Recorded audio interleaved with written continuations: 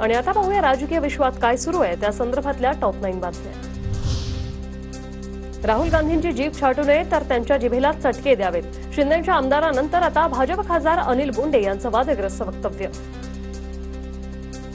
मैं हिंसा की बात नहीं करता, लेकिन राहुल गांधी के भी समझ में आना चाहिए। इसके लिए ये समाज ही उसके जीभ को चटके देके उसको बार बार याद दिलाएगा।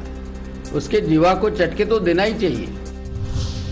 राहुल गांधींवर हल्ला करण्याचा कट परदेशात रचला जातोय। आजीसारखी अवस्था करू असं बोललं जातं। हे हल्ल्याच्या कटाचाच भाग। संजय राऊतांचा गंभीर आरोप। राहुल गांधी जी के ऊपर हमला करने की साजिश रची जा रही है, विदेश की भूमि पर रची जा रही है और यहाँ हिंदुस्तान में उसका अमल होगा। राहुल गांधींवर वक्तव्य करण्याची अनिल बोंडेंची लायकी नाही। वाचाळवीरांविरोधात काँग्रेस उद्या राज्यभरात आंदोलन करणार।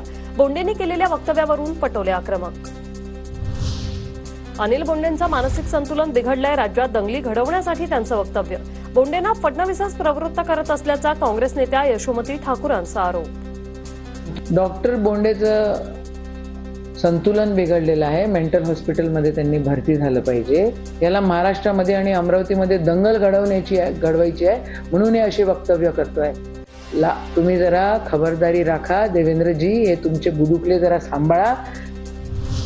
काँग्रेस नेते अजय माकन यांच्याकडून संजय गायकवाडांविरोधात वादग्रस्त वक्तव्याप्रकरणी पोलिसात तक्रार। केंद्रीय मंत्री रवनीत बिट्टू, तरविंदर मारवा यांच्यासह अन्य दोघांविरोधात तक्रार दाखल।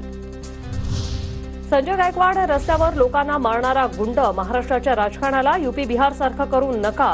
संजय गायकवाडांच्या राहुल गांधींवरील वक्तव्यावरून वर्षा गायकवाडांची टीका। गायकवाड कोण आहे? रस्त्यावर लोकांना मारणारा गुंड। ज्या तऱ्हेने ते सातत्याने स्टेटमेंट करतात ना काही लोक, गुंडगिरी करण्याचं, त्यांना थांबवलं गेलं पाहिजे।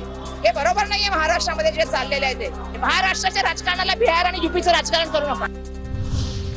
महायुतीत एकनाथ शिंदेची शिवसेना मोठा भाऊ राहणार असं चित्र आहे। शिंदेकडून भाजपची कोंडी केली जाते म्हणून 200 जागा म्हणणारी भाजप 110 वर आली। तर आता मुख्यमंत्री पदावरून भांडणारे पुढे जाऊन विरोधी पक्षनेते पदावर भांडतील। आमदार रोहित पवार यांचा खोचक टोला।